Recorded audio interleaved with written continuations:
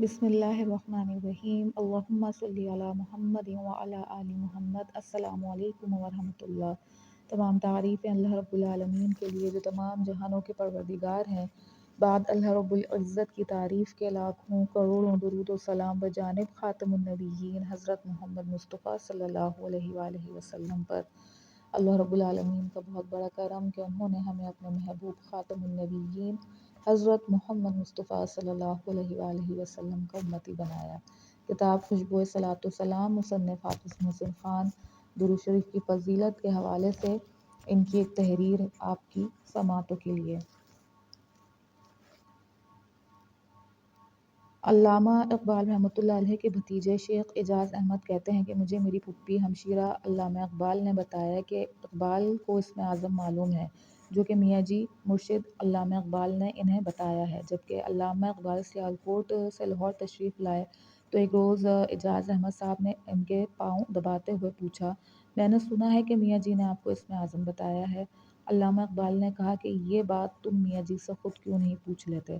چنانچہ ایک دن اعجاز صاحب نے میاں جی سے ملاقات کے بعد اسم اعظم کے بارے میں دریافت کیا جو انہوں نے علامہ اقبال کو بتایا تھا، تو میاں جی نے فرمایا، قبولیت دعا کے لیے ایک نسخہ یاد رکھنے کے قابل ہے، اور وہ یہ کہ ہر دعا سے پہلے اور بعد میں درود شریف پڑھیں، کیونکہ درود شریف سے بڑھ کر کوئی اسم اعظم نہیں ہے، اور تمہارے چچا یعنی علامہ اقبال کو بھی میں نے اسی اسم اعظم کے بکثرت ورد کی تلقین کی ہے۔ متعدد واقعات میں درج ہے کہ علامہ اقبال کثرت سے درود خضری پڑھا کرتے تھے۔ میرے عزیزوں، اس بات میں واقعی کوئی شک نہیں ہے کہ درود شریف کل کائنات کا سب سے بڑا اسم اعظم ہے۔ یہاں یہ بات قابل غور ہے کہ اسم اعظم کہتے کسے ہیں؟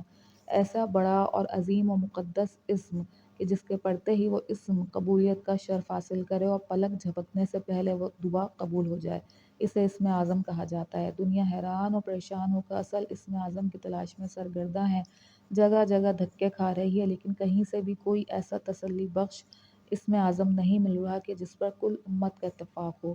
اس کے برعکس اگر درود شریف پر نظر ڈالیں تو سب سے بڑی خوبی اس اسم اعظم کی یہ نظر آئے گی کہ کل امت مسلمہ کا اس بابرکت وظیفے پر اتفاق ہے۔ ہر مسلک اس اسم اعظم کو اپنی اپنی زبان و لہجے میں اپنائے ہوئے ہے۔ احادیث میں جگہ جگہ اس کے فوائد و فضیلت بکھرے ہوئے ہیں۔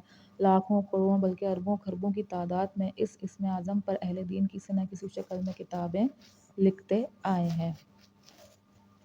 یہی وہ اسم اعظم ہے جو اماں حوا علیہ کے حق مہر کی ادائیگی کا موجب بنا۔ یہی وہ اسم اعظم ہے جس نے حضرت آدم علیہ السلام کو بخشوایا۔ یہی وہ اسم اعظم ہے جو حضرت شیس کو ورثے میں نصیحت کے طور پہ ملا۔ یہی وہ اسم اعظم ہے جس نے سلیمان علیہ السلام کی حکومت کو قائم رکھا۔ یہی وہ اسم اعظم ہے جس کا پرچار حضرت الیاس، حضرت ادریس علیہ السلام کرتے آئے ہیں۔ یہی وہ اسم اعظم ہے جو حضرت خضر علیہ السلام کے لیے آب حیات بنا۔ یہی وہ اسم اعظم ہے جس نے حضرت موسیٰ کو دریائے نیل پار کروایا۔ یہی وہ اسم اعظم ہے جو حضرت عیسیٰ کو امت محمدیہ میں شامل کرے گا۔ غرض کم و بیش 1,24,000 انبیاء اور رسول نے اس اسم اعظم کو سینے سے لگائے رکھا۔ تو میرے عزیزوں، جب ازل سے ابد تک کی کہانی درود شریف جیسے اسم اعظم میں ملتی ہے تو پھر کیوں کر ہم اس سے نظریں پھیریں یا اس سے غافل رہیں؟ آئیے آج ابھی اور اسی وقت عہد کرتے ہیں کہ ہم درود شریف کو اپنی سانسوں میں بسا کر ہر دم صلی اللہ کا ورد کرتے رہیں گے۔ اللہ پاک ہم سب کو کثرت سے درود شریف پڑھنے پڑھوانے، اس کی اشاعت و تبلیغ کرنے والا بنائے، آمین۔ صلی اللہ علی محمد، صلی اللہ علی محمد، صلی اللہ علی محمد۔ مصنف حافظ محسن خان، کتاب خوشبوئے صلاۃ و سلام۔